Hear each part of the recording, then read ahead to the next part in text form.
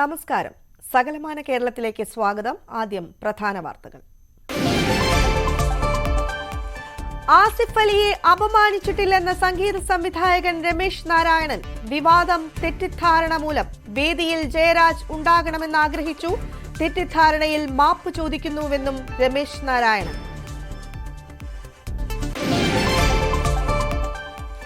സംസ്ഥാനത്ത് മഴക്കെടുതിയിൽ 4 മരണം. പലയിടത്തും വീടുകൾ തകർന്നു. പെരിയാർ വൈദ്യുതി നിലയത്തിലേക്ക് വീണ്ടും മണ്ണിടിഞ്ഞു.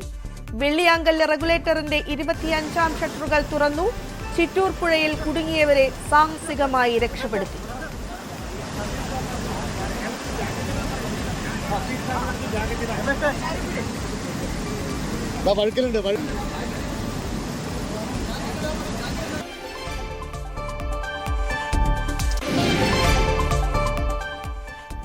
രാമായണ മാസത്തിന് തുടക്കം. തിരൂർ തുഞ്ചൻ പറമ്പിലും വിപുലമായ ഒരുക്കം. ആചാരപ്പെരുമയിൽ തൃശൂർ വടക്കുനാഥ ക്ഷേത്രത്തിൽ ആനയൂട്ട്. പങ്കെടുത്തത് 64 ആനകൾ. കാസർഗോഡ് സ്വകാര്യ ബസിൽ യാത്രക്കാരന്റെ നഗ്നതാ പ്രദർശനം. ദുരനുഭവം മാലോത്ത് സ്വദേശിനിക്ക്.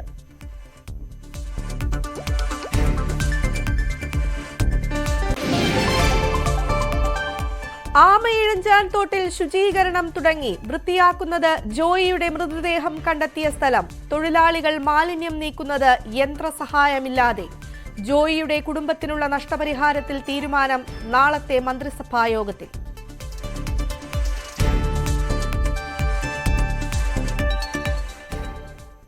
വിശദമായ വാർത്തകളിലേക്ക്. മനോരഥങ്ങളുടെ ട്രെയിലർ ലോഞ്ച് ചടങ്ങിനിടെ നടൻ ആസിഫ് അലിയെ അപമാനിച്ച് രമേശ് നാരായണൻ. ചടങ്ങിൽ പുരസ്കാരം നൽകാൻ നടൻ ആസിഫ് അലിയെയാണ് സംഘാടകർ ക്ഷണിച്ചത്. ആസിഫ് അലി രമേശ് നാരായണന് പുരസ്കാരം നൽകുകയും ചെയ്തു. എന്നാൽ രമേശ് നാരായണൻ സംവിധായകൻ ജയരാജിനെ വിളിച്ചു വരുത്തി അദ്ദേഹത്തിൽ നിന്ന് പുരസ്കാരം ഏറ്റുവാങ്ങുകയായിരുന്നു. അനൗൺസ്മെന്റ് കേട്ടില്ലെന്നും ആസിഫ് അലിയോട് മാപ്പ് പറയാൻ തയ്യാറാണെന്നും രമേശ് നാരായണൻ പ്രതികരിച്ചു. MT വാസുദേവൻ നായരുടെ 9 കഥകളെ അടിസ്ഥാനമാക്കി ഒരുങ്ങുന്ന ചലച്ചിത്ര സമാഹാരമായ മനോരഥങ്ങളുടെ ട്രെയിലർ ലോഞ്ച് ചടങ്ങിനിടെയായിരുന്നു സംഭവം. വിവരങ്ങളുമായി കൊച്ചിയിൽ നിന്ന് നവമി ദിനേശ് ചേരുകയാണ്. നവമി, ആസിഫ് അലിയെ രമേശ് നാരായണൻ അപമാനിച്ചു എന്ന് പറയുന്ന ആ ചടങ്ങ് കഴിഞ്ഞു. അതിനിടെ വലിയ തോതിലുള്ള രോഷം രമേശ് നാരായണനെതിരെ ഉണ്ടാവുകയും ചെയ്തു. അദ്ദേഹം ഇപ്പോൾ ആസിഫ് അലിയോട് മാപ്പ് ചോദിക്കാം എന്നുവരെ പറഞ്ഞെത്തി നിൽക്കുന്ന സാഹചര്യമാണ്. എന്താണ് വിവരങ്ങൾ? ഇന്നലെ വൈകുന്നേരമാണ് MTയുടെ ജന്മദിനമായ ഇന്നലെ ഒരു ചടങ്ങ് കൊച്ചിയിൽ സംഘടിപ്പിച്ചിരുന്നു. MTയുടെ കഥകളുടെ ആന്തോളജി സിനിമയായ മനോരഥങ്ങളുടെ ട്രെയിലർ ലോഞ്ച് ആയിരുന്നു ഇന്നലെ നടന്നത്. മമ്മൂട്ടി അടക്കം പ്രമുഖ താരങ്ങളും ഈ സിനിമയിൽ അഭിനയിച്ച നടന്മാരും എല്ലാവരും ഉണ്ടായിരുന്നു. ആ സമയത്താണ് സിനിമയുടെ സംവിധായകൻ ഓരോ സംവിധായകരെയും ക്ഷണിക്കുകയും അവർക്കും ആ സിനിമയിൽ പ്രവർത്തിച്ച മറ്റ് അണിയറ പ്രവർത്തകർക്കും പുരസ്കാരങ്ങൾ നൽകുന്ന ഒരു ചടങ്ങുണ്ടായിരുന്നു. ആ സമയത്തായിരുന്നു രമേശ് നാരായണന് പുരസ്കാരം നൽകിയത്. ആ പുരസ്കാരം നൽകുന്നത് ആസിഫ് അലി ആയിരുന്നു. പക്ഷേ നമുക്ക് ആ ദൃശ്യങ്ങളിൽ നിന്ന് തന്നെ വ്യക്തമാകും, ആസിഫ് അലിയിൽ നിന്നും അദ്ദേഹം പുരസ്കാരം വാങ്ങിയ ശേഷം ആസിഫ് അലിയുടെ മുഖത്ത് പോലും നോക്കാതെ പിന്നീട് അവിടെ ഉണ്ടായിരുന്ന ജയരാജിനെ വിളിക്കുകയും ജയരാജ് തനിക്ക് പുരസ്കാരം നൽകണമെന്ന് ആവശ്യപ്പെടുകയും ചെയ്തിരുന്നു. ആ ദൃശ്യങ്ങൾ നമുക്കിത് വ്യക്തമാണ്. അതിനുശേഷം ഈ രമേശ് നാരായണൻ നൽകുന്ന വിശദീകരണം ഇങ്ങനെയാണ്: താൻ ആരെയും മനഃപൂർവ്വം വേദനിപ്പിച്ചിട്ടില്ല, അല്ലെങ്കിൽ അപമാനിക്കണമെന്ന് കരുതിയിരുന്നില്ല. ആസിഫ് അലി തനിക്ക് ഏറ്റവും പ്രിയപ്പെട്ട നടന്മാരിൽ ഒരാൾ തന്നെയാണ്. ഇതിനു മുൻപ് ബാക്കി സംവിധായകരെയും അല്ലെങ്കിൽ അതിന്റെ അണിയറ പ്രവർത്തകരെയും ഒക്കെ വേദിയിൽ വിളിക്കുന്ന സമയത്ത് ആ സിനിമകളുടെ സംഗീത സംവിധായകരെയും വിളിക്കുകയും ആ വേദിയിൽ വെച്ച് തന്നെ ആദരിക്കുകയും ചെയ്തിരുന്നു. പക്ഷേ ജയരാജന്റെ സിനിമയ്ക്ക് ആദരിക്കുന്ന സമയത്ത് തന്നെ വിളിച്ചിരുന്നില്ല. ഇത് തനിക്ക് ഏറെ വിഷമമുണ്ടാക്കി. അതിനുശേഷം MTയുടെ മകളോട് താൻ പോകണം, താൻ തിരുവനന്തപുരത്ത് നിന്നാണ് വരുന്നത്, തനിക്ക് എത്രയും വേഗം വീട്ടിലേക്ക് പോകണമെന്ന് പറയുകയും ചെയ്തു. ആ സമയത്താണ് മകൾ ഈ അവതാരകയോട് രമേശ് നാരായണന് പുരസ്കാരം നൽകണമെന്ന് ആവശ്യപ്പെടുന്ന സാഹചര്യം ഉണ്ടായത്. അത് പ്രകാരമാണ് ആസിഫ് അലി രമേശ് നാരായണന് പുരസ്കാരം നൽകുന്നത്. പക്ഷേ തനിക്ക് ആഗ്രഹം, താൻ ജയരാജന്റെ സിനിമയ്ക്ക് വേണ്ടിയിട്ടാണ് സംഗീതം നൽകിയത്, അതുകൊണ്ട് അദ്ദേഹം തന്നെ പുരസ്കാരം നൽകണമെന്നായിരുന്നു തന്റെ ആഗ്രഹം. ഈ അവതാരിക പറഞ്ഞത് താൻ കേട്ടിരുന്നില്ല എന്നുള്ളൊരു വിശദീകരണമാണ് നൽകിയിരിക്കുന്നത്. പക്ഷേ ആസിഫ് അലിയോ അല്ലെങ്കിൽ മറ്റ് അണിയറ പ്രവർത്തകരോ ഈ വിഷയത്തിൽ പ്രതികരിച്ചിട്ടില്ല. നവമി, ഈ രമേശ് നാരായണന്റെ ഒരു വിശദീകരണം അത് സ്വീകരിക്കാൻ അല്ലെങ്കിൽ അത് അംഗീകരിക്കാൻ ആസിഫ് അലി തയ്യാറായിട്ടുണ്ടോ? ഒപ്പം തന്നെ സോഷ്യൽ മീഡിയയിൽ വലിയ തോതിലുള്ള വിമർശനങ്ങളാണ് രമേശ് നാരായണനെതിരെ ഉയരുന്നത്. ഇപ്പോഴും ആ വിമർശനങ്ങൾ തുടരുന്നുണ്ടോ ഈ മാപ്പ് പറച്ചിലിന് ശേഷം? സുവി, അതാണ് ഞാൻ നേരത്തെ പറഞ്ഞത്. ഈ വിഷയത്തിൽ ആസിഫ് അലിയോ അല്ലെങ്കിൽ മറ്റ് അണിയറ പ്രവർത്തകരോ പ്രതികരിക്കാൻ തയ്യാറായിട്ടില്ല. ഇപ്പോഴും രമേശ് നാരായണന്റെ വിശദീകരണം വന്നതിന് ശേഷവും സോഷ്യൽ മീഡിയയിൽ രമേശ് നാരായണനെതിരെ വലിയ രീതിയിലുള്ളൊരു പ്രതിഷേധവും വിവാദവും നടന്നുകൊണ്ടിരിക്കുകയാണ്. മനഃപൂർവ്വം ആസിഫ് അലിയെ അപമാനിച്ചതാണ്, അല്ലെങ്കിൽ അദ്ദേഹത്തിൽ നിന്നും പുരസ്കാരം വാങ്ങിയ ശേഷം അദ്ദേഹത്തിന്റെ മുഖത്ത് നോക്കാനോ ഒന്ന് ചിരിക്കാനോ പോലും രമേശ് നാരായണൻ തയ്യാറായില്ല. അത് ആസിഫ് അലിക്ക് വലിയ വേദനയുണ്ടാക്കി. ഒപ്പം ബാക്കി അവിടെ ഉണ്ടായിരുന്ന ഈ ബിജു മേനോനെ അടക്കം നമുക്ക് ആ ദൃശ്യങ്ങൾ കാണാം.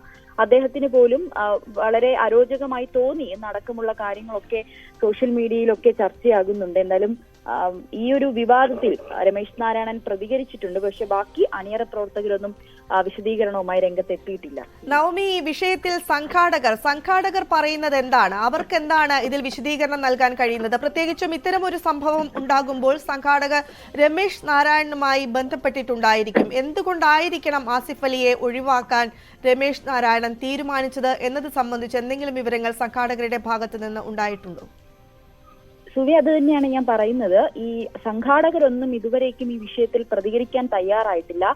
നിലവിൽ രമേശ് നാരായണൻ മാത്രമാണ് ഇതിലൊരു വിവാദമായതിനെ തുടർന്ന് തിരുവനന്തപുരത്ത് മാധ്യമങ്ങളെ കാണുകയും തനിക്ക് പ്രിയപ്പെട്ട നടന്മാരിൽ ഒരാളാണ് ആസിഫ് അലി എന്നും അദ്ദേഹത്തെ അപമാനിക്കാൻ ഉദ്ദേശിച്ചിരുന്നില്ല, അദ്ദേഹത്തിനോട് മാപ്പ് പറയാൻ താൻ തയ്യാറാണ് എന്നുള്ളൊരു വിശദീകരണം രമേശ് നാരായണൻ തിരുവനന്തപുരത്ത് നൽകിയിട്ടുണ്ട്. പക്ഷേ ആസിഫ് അലിയോ അല്ലെങ്കിൽ മറ്റ് സംഘാടകരോ ഇതുമായി ബന്ധപ്പെട്ട ചോദ്യങ്ങൾക്ക് മറുപടി നൽകുകയോ അല്ലെങ്കിൽ ഇതിൽ പ്രതികരിക്കാനോ തയ്യാറായിട്ടില്ല. വരും മണിക്കൂറിൽ അവർ പ്രതികരിക്കുമെന്നാണ് നമുക്ക് അറിയാൻ കഴിയുന്നത്. MTയുടെ മനോരഥങ്ങൾ എന്ന സിനിമയുടെ ഷൂട്ടിംഗുമായി ബന്ധപ്പെട്ട് അതിന്റെ പുരസ്കാര വിതരണ ചടങ്ങുമായി ബന്ധപ്പെട്ട വിവാദത്തെക്കുറിച്ചാണ് നവമി സംസാരിച്ചത്. വിവാദത്തിൽ ആസിഫ് അലിയോട് മാപ്പ് ചോദിക്കുന്നുവെന്ന് രമേശ് നാരായണൻ പറയുന്നു. ആസിഫ് അലിയെ മനഃപൂർവ്വം താൻ അപമാനിച്ചിട്ടില്ല, തനിക്ക് അത്തരത്തിൽ ഒരു ഉദ്ദേശം ഉണ്ടായിരുന്നില്ല എന്നാണ് രമേശ് നാരായണൻ പറഞ്ഞിരിക്കുന്നത്. സോഷ്യൽ മീഡിയയിൽ അദ്ദേഹത്തിനെതിരെ വലിയ തോതിലുള്ള സൈബർ അറ്റാക്ക് നടന്നുകൊണ്ടിരിക്കുകയാണ്. എന്നാൽ ഈ വിഷയത്തിൽ ആസിഫ് അലിയോ അതോ സംഘാടകരാരും തന്നെയോ ഇതുവരെയും പ്രതികരിക്കാൻ തയ്യാറായിട്ടില്ല. മറ്റു വാർത്തകളിലേക്ക്. സംസ്ഥാനത്ത് അതിശക്തമായ മഴ തുടരും. ഇന്ന് 2 ജില്ലകളിൽ റെഡ് അലേർട്ടാണ്. 7 ഓറഞ്ച് അലേർട്ട്. കോഴിക്കോട്, കണ്ണൂർ ജില്ലകളിലാണ് റെഡ് അലേർട്ട്. എറണാകുളം, ഇടുക്കി, തൃശൂർ, പാലക്കാട്, മലപ്പുറം, വയനാട്, കാസർഗോഡ് ജില്ലകളിലാണ് ഓറഞ്ച് അലേർട്ട് ഉള്ളത്. പത്തനംതിട്ട മുതൽ കോട്ടയം വരെ യെല്ലോ അലേർട്ടുമുണ്ട്. കേരള തീരത്ത് 75 കിലോമീറ്റർ വേഗതയിൽ കാറ്റടിക്കുന്നുണ്ടെന്നും മുന്നറിയിപ്പ് പറയുന്നു. കൂടുതൽ ഡാമുകൾ തുറന്നേക്കും. കടൽക്ഷോഭമുണ്ടാകാനും സാധ്യതയുണ്ട്. ഉയർന്ന തിരമാലകൾ ഉണ്ടാകും. കണ്ണൂർ, കാസർഗോഡ് ജില്ലകളിൽ കടൽ തീരത്ത് പ്രത്യേക ജാഗ്രതാ നിർദ്ദേശം നൽകിയിട്ടുണ്ട്. ജൂലൈ 20 വരെ ശക്തമായ മഴ തുടരുമെന്നാണ് മുന്നറിയിപ്പ്.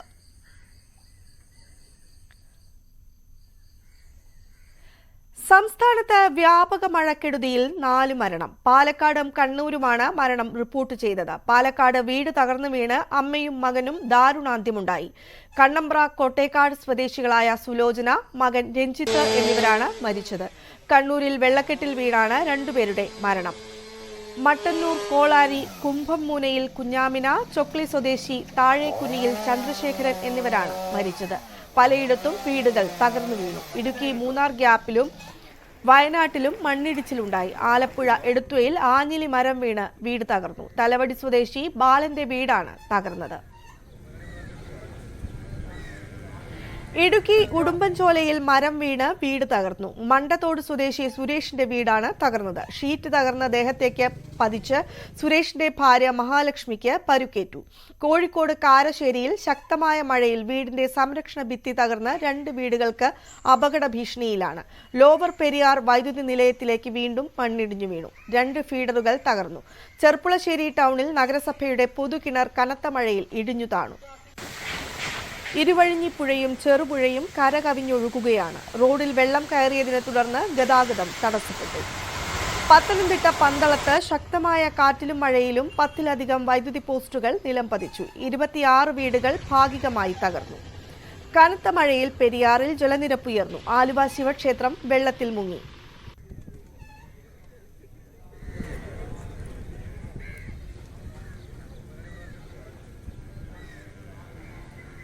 ആജ്ഞ രവീന്ദ്രന്റെ റിപ്പോർട്ടിലേക്ക്. ഇന്നലെ മുതൽ എറണാകുളം ജില്ലയിൽ ഓറഞ്ച് അലർട്ടാണ്. എന്നിരുന്നാൽ പോലും ഇടുക്കിയിലെ മലയോര പ്രദേശങ്ങളിലും എറണാകുളത്തിന്റെ മലയോര പ്രദേശങ്ങളിലും പെയ്ത മഴയുടെ തീവ്രത കൊണ്ടാണ് ഇപ്പോൾ പെരിയാറിൽ ഇങ്ങനെ ജലസമൃദ്ധമായി അല്ലെങ്കിൽ ഇത്രയും വലിയ ഒഴുക്ക് ഉണ്ടാകുന്നത്. ഈ ആലുവ ശിവക്ഷേത്രത്തിന്റെ പരിസരമെല്ലാം വെള്ളത്തിൽ മുങ്ങിയിരിക്കുന്ന ഒരു സാഹചര്യമാണ്. നമുക്കറിയാം, ഈ മൺസൂൺ കാലത്ത് ഇങ്ങനൊരു സംഭവം ഉണ്ടായിട്ടില്ല. ഇത് ആദ്യമായാണ് അമ്പലത്തിന്റെ പരിസരത്ത് ഈ വർഷം ഉണ്ടായ മഴയിൽ ഒരുപക്ഷെ കൊച്ചി മുഴുവൻ മുങ്ങിയപ്പോൾ പോലും ഇവിടെ അമ്പലത്തിന്റെ പരിസരങ്ങളിലേക്ക് വെള്ളം കയറിയിരുന്നില്ല. പക്ഷെ പെരിയാറിൽ ഇപ്പോൾ കുത്തൊഴുക്കാണ്. അത് ശരിക്കും എറണാകുളം ജില്ലയിൽ പെയ്ത മഴയെന്ന് നമുക്ക് പറയാൻ കഴിയില്ലെങ്കിൽ പോലും ഇടുക്കിയിലും എറണാകുളത്തിന്റെ മലയോര പ്രദേശങ്ങളിലും ഇടുക്കിയുടെ മലയോര പ്രദേശങ്ങളിലും പെയ്ത മഴ ഇപ്പോൾ പെരിയാറിലൂടെ ഈ ഒഴുകിയെത്തുന്നതെന്നാണ് മനസ്സിലാക്കാൻ കഴിയുന്നത്. എന്തായാലും ഒറ്റപ്പെട്ട അത്ര അതിതീവ്ര മഴ എന്ന് പറയുന്ന സാഹചര്യത്തിലേക്ക് കൊച്ചി പോയിട്ടില്ല. എങ്കിൽ പോലും പെയ്യുന്ന മഴ ഒരു 2-3 മിനിറ്റ് നിൽക്കുന്നുള്ളെങ്കിൽ പോലും വലിയ തീവ്രതയോടുകൂടി അല്ലെങ്കിൽ വലിയ വ്യാപ്തിയോടുകൂടി ഉള്ള തുള്ളികളാണ് വീഴുന്നത്. അതായത് ഓരോ മഴയ്ക്കും വലിയ തോതിലുള്ള ജലം പെയ്തിറങ്ങുന്ന ഒരു സാഹചര്യമാണ് ഇപ്പോൾ ഉള്ളത്. ഓറഞ്ച് അലർട്ട് പ്രഖ്യാപിച്ചിട്ടുണ്ടെങ്കിൽ പോലും ഈ പറയുന്നത് പോലെ കൊച്ചി ആദ്യത്തെ വേനൽ മഴയിൽ മുങ്ങിപ്പോയതുപോലെയോ അല്ലെങ്കിൽ മൺസൂൺ കാലത്തെ മഴയിൽ ജനങ്ങൾക്കുണ്ടായ ദുരിതം പോലെ അത്ര തീവ്രമായ ഒരവസ്ഥയിലേക്ക് കടന്നിട്ടില്ലെങ്കിൽ പോലും പെരിയാറിന്റെ തീരത്തുള്ള ആളുകൾക്ക് നിലവിൽ ജാഗ്രതാ നിർദ്ദേശമൊന്നും പ്രഖ്യാപിച്ചിട്ടില്ലെങ്കിൽ പോലും തീരത്തുള്ള വീടുകളിലൊക്കെ വെള്ളം കയറാനുള്ള സാധ്യതയുണ്ട്. ഈ ഒഴുക്കിലും അല്ലെങ്കിൽ ഈ ഒരു ജല സമൃദ്ധിയിൽ ഇത്രയും നിബിഡമായി ജലം പോകുന്ന ഒരു സാഹചര്യത്തിലും പെരിയാറിന്റെ തീരത്തുള്ള വീടുകളിലേക്ക് വെള്ളം കയറാനുള്ള സാധ്യതയുണ്ട്. വെള്ളം കയറിയ സാഹചര്യമുണ്ട്. അതുകൊണ്ട് തന്നെ അവരൊക്കെ ഒന്ന് ജാഗ്രത പാലിക്കാനുള്ള നിർദ്ദേശം നൽകിയിട്ടുണ്ടെങ്കിലും എങ്കിലും വ്യാപകമായി ജില്ലയിൽ ജാഗ്രതാ നിർദ്ദേശങ്ങളോ അല്ലെങ്കിൽ തീരത്തുള്ളവർക്ക് ജാഗ്രതാ നിർദ്ദേശമോ ഒന്നും ഇതുവരെ ജില്ലാ ഭരണകൂടം പ്രഖ്യാപിച്ചിട്ടില്ല. 2 ദിവസമായി 5 ജില്ലയിൽ അതിതീവ്രമായ മഴയാണ് എന്ന് കാലാവസ്ഥാ നിരീക്ഷണ കേന്ദ്രത്തിന്റെ മുന്നറിയിപ്പുണ്ടായിരുന്നു. അതനുസരിച്ച് തന്നെയാണ്. പക്ഷെ ആ മുന്നറിയിപ്പ് അനുസരിച്ച് തന്നെയുള്ള തരത്തിലുള്ള മഴ പെയ്യുന്നുണ്ട് എന്നാണ് മനസ്സിലാക്കാൻ കഴിയുന്നത്. പക്ഷെ കൊച്ചിയിൽ ഓറഞ്ച് അലർട്ട് പ്രഖ്യാപിച്ചിരുന്നെങ്കിലും അതിതീവ്ര മഴ എന്ന് പറയുന്ന ഒരു സാഹചര്യത്തിലേക്കോ അതല്ലെങ്കിൽ ആളുകൾക്ക് വലിയ നേരത്തെ പോലെ മുൻപുണ്ടായ സാഹചര്യങ്ങളിൽ പോലെ വലിയ മഴയിലേക്ക് വരുന്ന ഒരു അവസ്ഥയോ നിലവിൽ ഇല്ല. കാസർഗോഡും കനത്ത മഴ വ്യാപക നാശനഷ്ടമുണ്ടാക്കി. KV ബൈജുവിന്റെ റിപ്പോർട്ടിലേക്ക്. കണ്ണൂർ, കാസർഗോഡ് ജില്ലകളിൽ ഇന്നും ശക്തമായ മഴ മുന്നറിയിപ്പ് തന്നെയാണുള്ളത്. ഏതായാലും മലയോര പ്രദേശങ്ങളിലും അതുപോലെ തന്നെ തീരപ്രദേശത്തുമുള്ളവർ ജാഗ്രത പുലർത്തണമെന്ന് ജില്ലാ ഭരണകൂടം മുന്നറിയിപ്പ് നൽകിയിട്ടുണ്ട്. വലിയ കാര്യമായ നാശനഷ്ടങ്ങളൊന്നും ഇതുവരെ ഉണ്ടായിട്ടില്ലെങ്കിലും ചീമേനിയിലെ ക്ലായിക്കോടും ഒപ്പം മൊഗ്രാലിലെ ചളിയങ്കോടും 2 വീടുകൾ പൂർണ്ണമായും തകർന്ന ഒരു സാഹചര്യമുണ്ടായി. ആളപായമൊന്നുമില്ല. പക്ഷേ ഇത്തരത്തിൽ വലിയ തോതിലുള്ള കാറ്റ്, ശക്തമായ കാറ്റാണ് ഇത് വീശിയടിക്കുന്നത്. ഇന്നലെ മുതൽ തന്നെ തുടർച്ചയായി മഴ പെയ്യുന്ന സാഹചര്യമുണ്ട്. മിക്ക ഇടങ്ങളിലും വെള്ളം കയറിയ ഒരു അവസ്ഥയാണ്. താഴ്ന്ന പ്രദേശങ്ങളെല്ലാം വെള്ളത്തിനടിയാണ്. മാത്രമല്ല പുഴകളിലെല്ലാം ക്രമാതീതമായി ജലനിരപ്പ് ഉയർന്നിട്ടുണ്ട്. എന്തായാലും വലിയ ജാഗ്രതാ നിർദ്ദേശം ജില്ലാ ഭരണകൂടം നൽകിയിട്ടുണ്ട്. മലയോര പ്രദേശങ്ങളിലുള്ള യാത്ര പരമാവധി ഒഴിവാക്കണമെന്ന് തന്നെയാണ് ജില്ലാ ഭരണകൂടം നൽകിയിരിക്കുന്ന നിർദ്ദേശം. മാത്രമല്ല ഈ മലയോര ഭാഗങ്ങളിൽ മണ്ണിടിച്ചിലും അതുപോലെ തന്നെ ഉരുൾപൊട്ടൽ സാധ്യതയും നിലനിൽക്കുന്നുണ്ട്. അതുകൊണ്ട് തന്നെ ഈ പ്രദേശങ്ങളിലുള്ളവർ ജാഗ്രത പുലർത്തണമെന്ന് ജില്ലാ ഭരണകൂടം മുന്നറിയിപ്പ് നൽകിയിട്ടുണ്ട്. ഇന്നും അതിതീവ്ര മഴ സാധ്യതാ പ്രവചനം തന്നെയാണുള്ളത്. ശക്തമായ കാറ്റാണ് വീശിയടിക്കുന്നത്. മറ്റൊരു പ്രധാനപ്പെട്ട കാര്യം, പലയിടങ്ങളിലും വൈദ്യുതി പോസ്റ്റുകൾ ഇത്തരത്തിൽ നിലംപൊത്തുന്ന സാഹചര്യമുണ്ടായി. ശക്തമായ കാറ്റിലും മരം വീണുമൊക്കെ. അതുകൊണ്ട് തന്നെ പലയിടങ്ങളിലും വൈദ്യുതി ബന്ധം പൂർണ്ണമായും നിലച്ച സാഹചര്യമാണ്. ഇന്നലെ മുതൽ വൈദ്യുതി ബന്ധം തകരാറായി. ഇതുവരെ ശരിയാക്കാൻ ആയിട്ടില്ല. എന്തായാലും ഇന്ന് വൈകിട്ടോടുകൂടി, ഇന്ന് രാത്രിയോടുകൂടി ഈ വൈദ്യുതി ബന്ധം പൂർണ്ണമായും പുനഃസ്ഥാപിക്കാനാകുമെന്നാണ് KSEB വൃത്തങ്ങൾ അറിയിച്ചിട്ടുള്ളത്. മാത്രമല്ല ഈ ദക്ഷിണ കന്നഡ മേഖലകളിലേക്കൊക്കെ യാത്ര ചെയ്യുന്നവർ, നമുക്കറിയാം ഈ മംഗളൂരുവിലേക്കൊക്കെ ആശുപത്രിയിലും മറ്റുമായി നിരവധി പേർ ഇത്തരത്തിൽ യാത്ര ചെയ്യുന്നുണ്ട്. ഇത്തരം ആളുകൾ വളരെ ജാഗ്രത പുലർത്തണം. കാരണം ഈ പ്രദേശങ്ങളിൽ ശക്തമായ മഴയാണ് കഴിഞ്ഞ 3 ദിവസങ്ങളിലായി പെയ്തുകൊണ്ടിരിക്കുന്നത്. പല റോഡുകളിലും ഗതാഗത തടസ്സം ഉണ്ടാകുന്ന രീതിയിലാണ് സാഹചര്യമുള്ളത്. പ്രത്യേകിച്ച് നന്ദൂർ ജംഗ്ഷൻ, ഒപ്പം പമ്പൽ സർക്കിൾ, ഇവിടെയൊക്കെ വെള്ളം കയറുന്ന സാഹചര്യമുണ്ട്. വാഹന ഗതാഗതം പോലും തടസ്സപ്പെടുന്ന സാഹചര്യമുണ്ട്. പലയിടങ്ങളിലും വെള്ളക്കെട്ട് രൂപപ്പെട്ടിട്ടുണ്ട്. ഈ മംഗളൂരിലെ തീരപ്രദേശങ്ങളിലെല്ലാം തന്നെ ശക്തമായ മഴയാണ്, നിർത്താതെ പെയ്യുന്ന മഴയാണ്. അതുകൊണ്ട് തന്നെ ജാഗ്രത പാലിക്കണമെന്ന് ജില്ലാ ഭരണകൂടം മംഗളൂരിൽ നിന്നും അറിയിച്ചിട്ടുണ്ട്. ഏതായാലും കാസർഗോഡ് ജില്ലയിൽ ദുരിതാശ്വാസ ക്യാമ്പുകൾ സജ്ജമാണ്. പക്ഷേ ഇതുവരെ ആരെയും ഈ ക്യാമ്പുകളിലേക്ക് മാറ്റിയിട്ടില്ല. അത്യാവശ്യം ഇത്തരത്തിൽ വെള്ളം കയറുന്ന ഭീഷണിയുള്ള സ്ഥലങ്ങളിൽ നിന്നും ബന്ധു വീടുകളിലേക്കാണ് ആളുകൾ മാറി താമസിച്ചിട്ടുള്ളത്. എന്തായാലും ഇന്നും അതിതീവ്ര മഴ സാധ്യത തന്നെയാണ് പ്രവചനം. ഇപ്പോഴും ശക്തമായ മഴ തന്നെയാണ് കാസർഗോഡ് പെയ്തുകൊണ്ടിരിക്കുന്നത്. കണ്ണൂരും ഒപ്പം ഇതേ സമാന സാഹചര്യം തന്നെയാണ് കണ്ണൂർ ജില്ലയിലും ഉള്ളത്. പാലക്കാട് ചിറ്റൂർ പുഴയിൽ കുടുങ്ങിയവരെ സാഹസികമായി രക്ഷപ്പെടുത്തി. കുളിക്കാനിറങ്ങിയ മൈസൂർ സ്വദേശികളാണ് 2 മണിക്കൂറോളം പുഴയുടെ നടുവിൽ കുടുങ്ങിയത്. അഗ്നിശമന സേനയെത്തിയാണ് മൈസൂർ സ്വദേശികളായ ദേവി, ലക്ഷ്മൺ, സുരേഷ്, വിഷ്ണു എന്നിവരെ രക്ഷപ്പെടുത്തിയത്.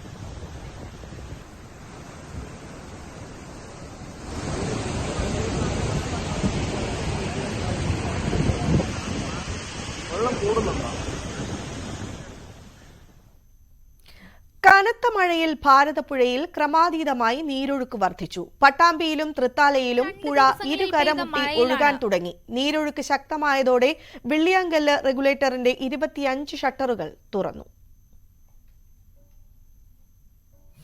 കഴിഞ്ഞ 2 ദിവസങ്ങളിൽ പെയ്ത മഴയിലാണ് ഭാരതപ്പുഴയിൽ ജലനിരപ്പ് വർദ്ധിച്ചത്. നീരൊഴുക്കും ശക്തമായി.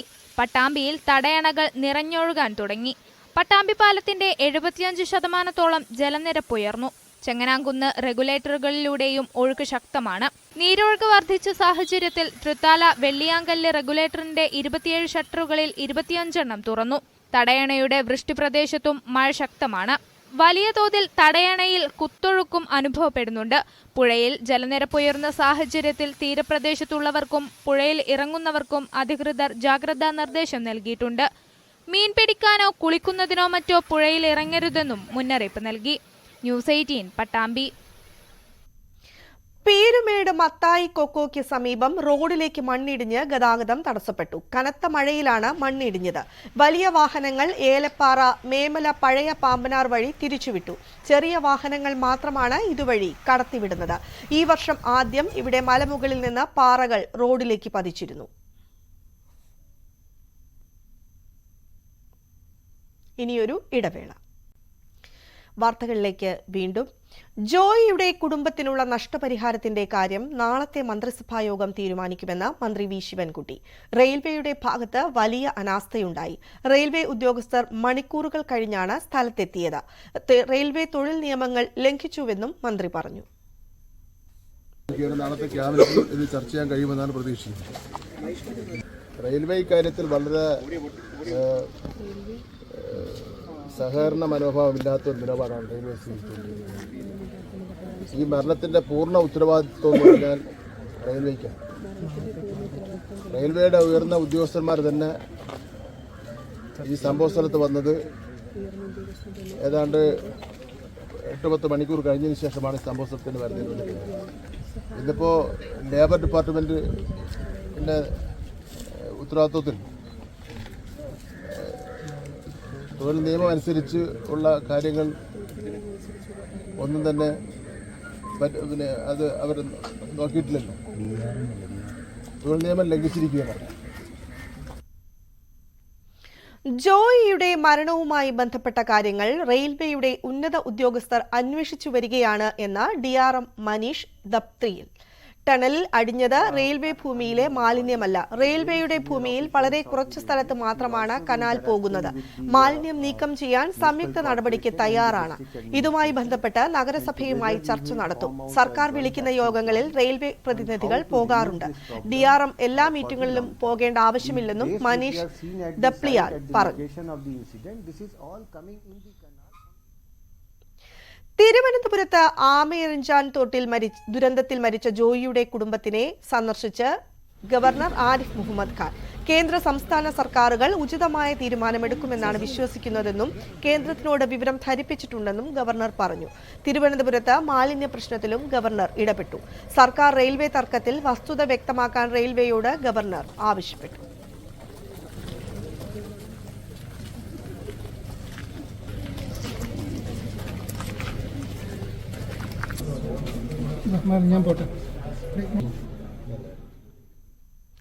തിരുവനന്തപുരം ആമയിഴഞ്ചാൻ തോട്ടിൽ വീണു മരിച്ച ജോയിയുടെ മൃതദേഹം കണ്ടെത്തിയ സ്ഥലത്ത് ശുചീകരണ പ്രവർത്തനം ആരംഭിച്ചു. കുന്നുകൂടി കിടക്കുന്ന ദുർഗന്ധം വമിക്കുന്ന മാലിന്യം കൈകൊണ്ടാണ് കോർപ്പറേഷനിലെ ശുചീകരണ തൊഴിലാളികൾ നീക്കം ചെയ്യുന്നത്. ശ്രീത്ര ഹോമിന് പിൻവശത്ത് ഇന്നലെ ജോയിയുടെ മൃതദേഹം കണ്ടെത്തിയ ഭാഗത്താണ് ഇന്ന് നഗരസഭയുടെ ശുചീകരണം നടക്കുന്നത്.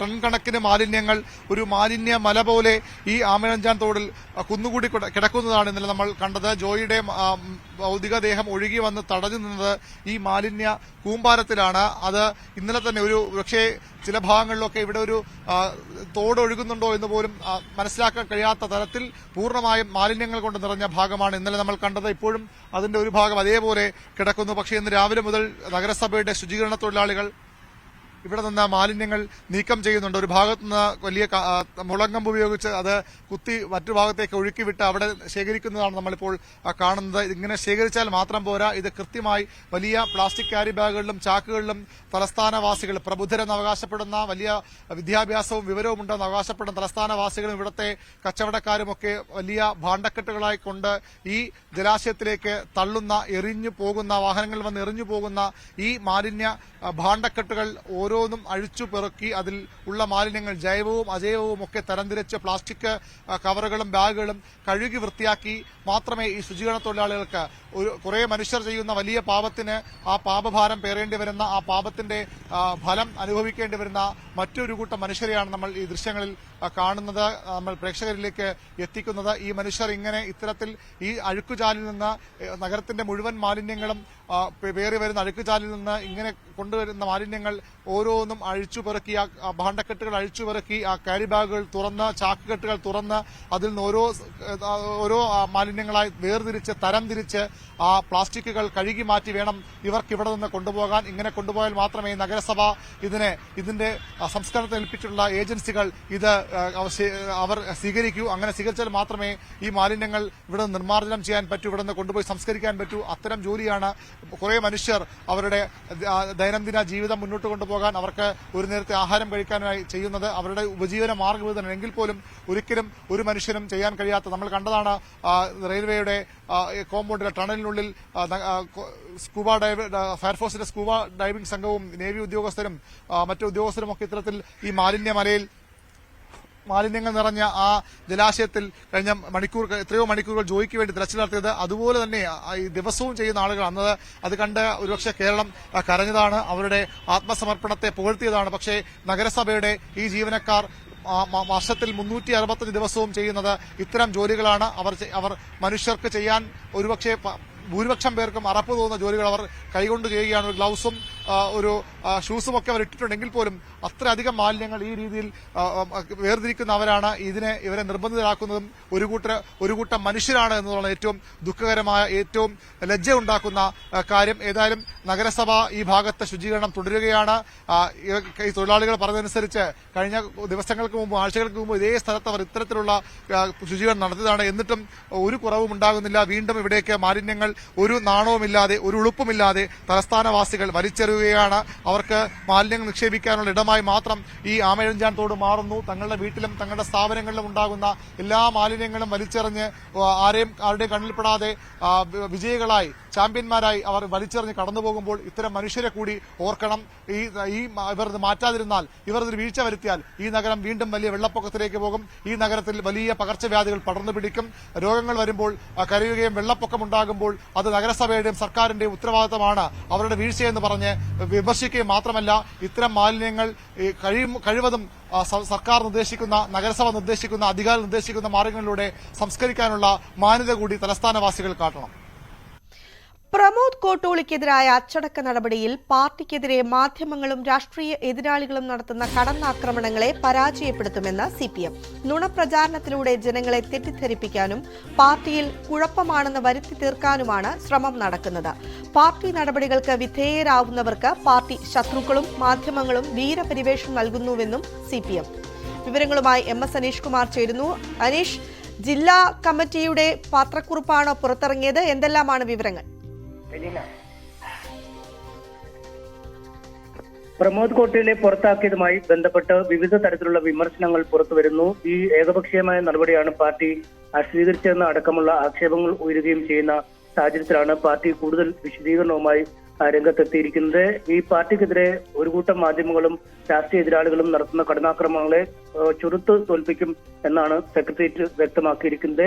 നുണപ്രചാരണത്തിലൂടെ ജനങ്ങളെ തെറ്റിദ്ധരിപ്പിക്കാനും ആ പാർട്ടിയിൽ കുഴപ്പമാണെന്ന് വരുത്തി തീർക്കാനുമുള്ള ശ്രമങ്ങളാണ് ആ പാർട്ടിയും പാർട്ടി ശത്രുക്കളും മാധ്യമങ്ങളും നടത്തുന്നത്. അത് വിലപ്പോകാൻ പോകുന്നില്ല. ഏതെങ്കിലും ഒരു തെറ്റിന്റെ പേരിൽ പാർട്ടിയിൽ നിന്ന് നടപടിക്ക് വിധേയരാകുന്ന ആളുകൾക്ക് വീരപരിവേഷം നൽകി ജനങ്ങളിൽ തെറ്റിദ്ധാരണ പരത്തുന്നതിനുള്ള ശ്രമങ്ങൾ പാർട്ടി ശത്രുക്കളും മാധ്യമങ്ങളും പണ്ടേ സ്വീകരിക്കുന്നതാണ്. പക്ഷെ അതും വിലപ്പോകാൻ കഴിയില്ല. പാർട്ടി കേന്ദ്ര കമ്മിറ്റി അംഗമായ എളമരം കരീമിനും മുഹമ്മദ് റിയാസിനും പാർട്ടി ജില്ലാ നേതൃത്വത്തിനും എല്ലാം എതിരായി നീചമായ പ്രചാരണം നടക്കുന്നു. മന്ത്രി റിയാസിന്റെ കോല കത്തിക്കാനടക്കം ചിലർ മുന്നോട്ട് വരുന്നതിന്റെ ദുഷ്ടലാക്ക് ജനങ്ങൾ തിരിച്ചറിയണമെന്നും പറയുന്നു. ഒപ്പം ഈ പാർട്ടിയെ സംബന്ധിച്ച് പാർട്ടി സഖാക്കൾക്കെതിരെ സ്വീകരിക്കേണ്ട അച്ചടക്ക നടപടി തെറ്റുതിരുത്തൽ പ്രക്രിയയുടെ ഭാഗം കൂടിയാണ് എന്നും ജില്ലാ സെക്രട്ടേറിയറ്റ് പ്രസ്താവനയിൽ അറിയിച്ചിട്ടുണ്ട്. ശ്രുതി, പ്രമോദ് കോട്ടൂളിക്കെതിരായ അച്ചടക്ക നടപടി ജില്ലാ സെക്രട്ടേറിയറ്റിന്റെ തീരുമാനപ്രകാരമാണ് എന്നാണ് CPM പറയുന്നത്. അത്തരം ആളുകൾക്ക് മാധ്യമങ്ങൾ വീരപരിവേഷം നൽകുന്നുവെന്നാണ് സെക്രട്ടേറിയറ്റിന്റെ വാർത്താക്കുറിപ്പിൽ പറയുന്നത്. വിവരങ്ങൾ നൽകിയത് MS അനീഷ് കുമാർ, കോഴിക്കോട് നിന്ന്. കണ്ണൂർ അന്താരാഷ്ട്ര വിമാനത്താവളത്തോട് അവഗണന എന്നാരോപിച്ച് വ്ലോഗറുടെ പ്രതിഷേധം. മട്ടന്നൂരിൽ നിന്ന് വിമാനത്താവളം വരെ പദയാത്ര നടത്തിയാണ് സാമൂഹിക പ്രവർത്തകനും വ്ലോഗറുമായ ഷംസു പടന്നക്കര പ്രതിഷേധിച്ചത്. കണ്ണൂർ വിമാനത്താവളത്തിലേക്ക് വിദേശ വിമാന കമ്പനികൾ സർവീസ് നടത്തുന്നില്ല. ഇത് പ്രവാസികൾക്ക് ബുദ്ധിമുട്ടുണ്ടാക്കുന്നുവെന്നാണ് ആരോപണം.